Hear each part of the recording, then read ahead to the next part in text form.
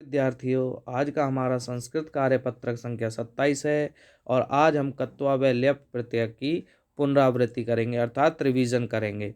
कत्वा प्रत्यय का है का प्रयोग कर के अर्थ में किया जाता है।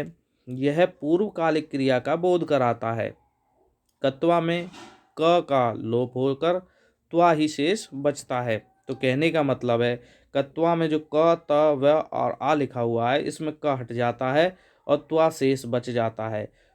इस तरह से अब हम जानेंगे कुछ शब्दों को कैसे हम कत्वा प्रत्यय के साथ प्रयोग करते हैं। तो पहले दिया हुआ धातु, उसके बाद प्रत्यय, उसके बाद क्या पद बनता है, उसके बाद उसका क्या अर्थ होता है। जैसे अश्व धातु है उसमें कत्वा प्रत्यय करते हैं तो भूत्वा शब्द बनता है जिसका अर्थ होता है होकर। उसके बाद क्री धातु है उससे कत्वा प्रत्यय करते हैं तो कृत्वा बनता है जिसका अर्थ होता करके। उसके बाद क्रुद्ध धातु है उससे कत्वा प्रत्यय करते हैं तो पद बनता है क्रुद्ध्वा और अर्थ होता है उसका क्रोधित होकर। उसके बाद दा धातु है उससे कत्वा प्रत्यय करते हैं तो हमारा पद बनता है दत्वा और उसका अर्थ होता है देकर।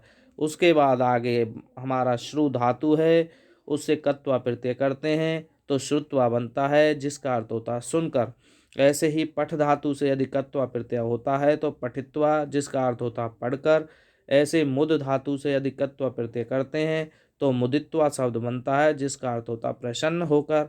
उसके बाद आगे ल्यप प्रत्यय। ल्यप प्रत्यय का प्रयोग जब धातु से पहले उपसर्ग आ जाए तो कर के अर्थ के लिए वहाँ कत्वा प्रत्यय न लगकर ल्यप में क्या बचता है य। ल्यप में य शेष बचता है। प्रत्यय का प्रयोग होता है जैसे आ उपसर्ग हो गया, गम धातु हो गई तो इससे कौन सा प्रत्यय हो जाएगा कत्वा के स्थान पर ल्यप प्रत्यय। ल्यप में क्या बच जाएगा य। अब आइए कुछ ल्यप प्रत्ययों के विषय में हम जानते हैं। पहले उपसर्ग दे आएगा, उसके बाद धातु आएगी, उसके बाद प्रत्यय, उसके बाद पद बनेगा, उसके बाद उसका अर्थ लगेगा। जैसे सम उपसर्ग हो गया, भू धातु हो गई, ल्यप प्रत्यय हो गया तो समभूय और अर्थ क्या हो जाता है होकर। ऐसे ही वी धातु उपसर्ग हो गया, लिख धातु हो गई, ल्यप प्रत्यय हो गया तो अर्थ बन गया विलिख्य लिखकर।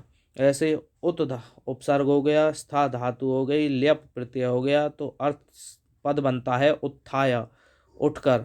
ऐसे ही आ उपसर्ग हो गया, दा धातु हो गई, ल्यप प्रत्यय हो गया तो आदाय पद बन गया और जिसका अर्थ होता लेकर। उसके बाद आगे है अनु उपसर्ग हो गया, क्री धातु हो गई, ल्यप प्रत्यय हो गया अनुकृत्य यानी अनुकरण करके।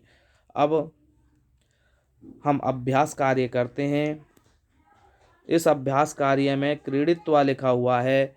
हमने जाना कि क्रीडित्वा में क्या है क्रीड धातु है, उसके बाद कत्वा प्रत्यय होगा तो ये हमारी प्रकृति हो गई क्रीड और कत्वा हो गया प्रत्यय। उसके बाद खादित्वा में खाद हमारी प्रकृति यानी धातु।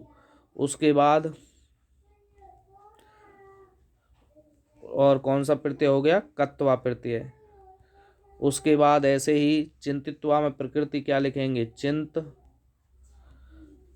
और कौन सा प्रत्यय हो गया कत्वा प्रत्यय हो गया।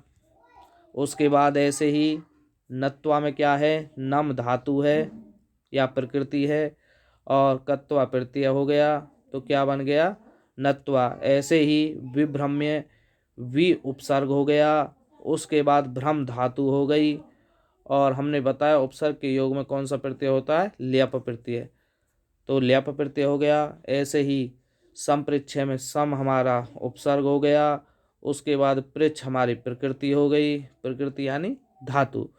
उसके बाद ल्यप प्रत्यय हो गया तो हमारा शब्द बनता है संपृच्छय।